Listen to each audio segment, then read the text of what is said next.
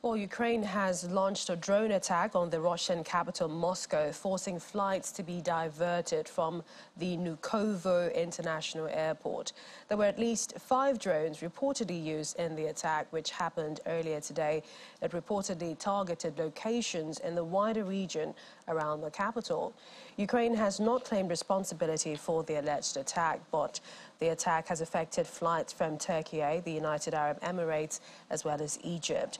The Russian Defense Ministry says 4 of the drones flying on the Moscow region were shot down by air defense systems. A 5th was intercepted electronically before crashing.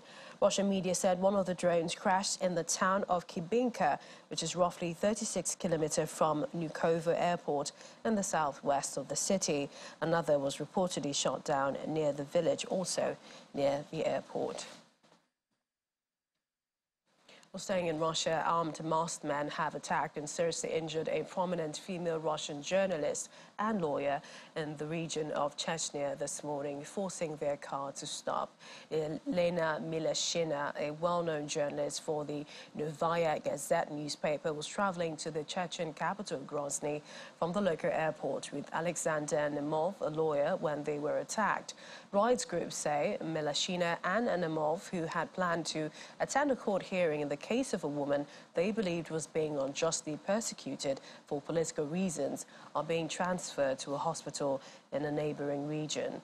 Memorial, a rights group outlawed in Russia, said that Milashina and Nemov had been brutally kicked, including in the face, threatened with death, had a gun held to their heads, and had their equipment taken away and smashed.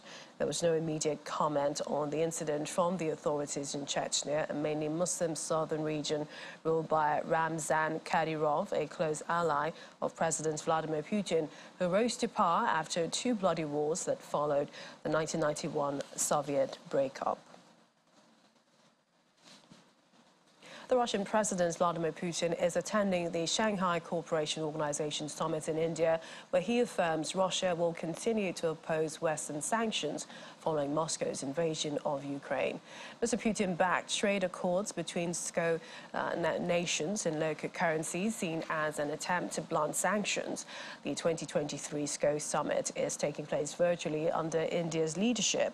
Mr. Putin used a platform to send a message of defiance to the West, saying Russia counters all these external sanctions, pressures and provocations and continues to develop as never before.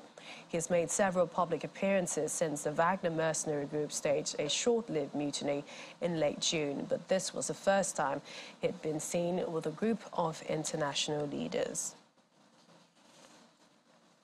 Meanwhile, Indian Prime Minister Narendra Modi says China, India, Iran, Pakistan, Russia and Central Asian countries should jointly fight terrorism, help Afghanistan and tackle global challenges such as food, fuel and fertilizer shortages.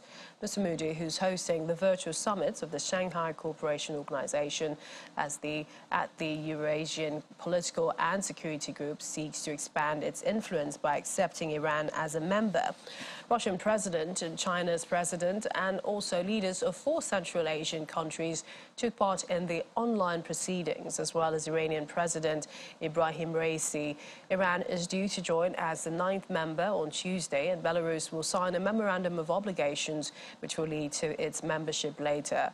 Formed in 2001 by China and Russia, with former Soviet Central Asian states as members, and joined later by India and Pakistan, the SCO seeks to counter Western influence in Eurasia.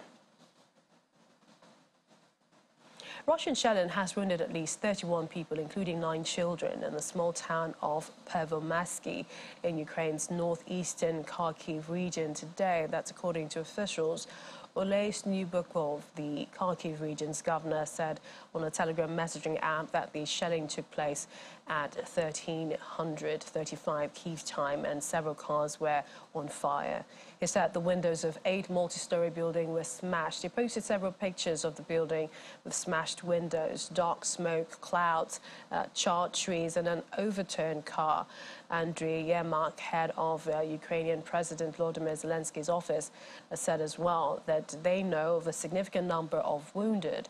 31 people were taken to hospital. 9 of them are children, 2 infants, 1 year and 10 months. Russia, which began its full-scale invasion of Ukraine in 2022, did not immediately comment on the incident. Moscow has denied deliberately targeting civilians.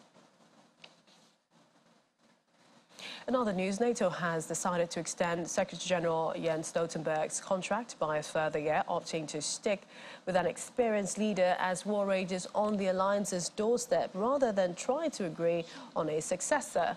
Stoltenberg, a former Prime Minister of Norway, has been the Transatlantic Security Alliance's leader since 2014, and his tenure had already been extended 3 previous times.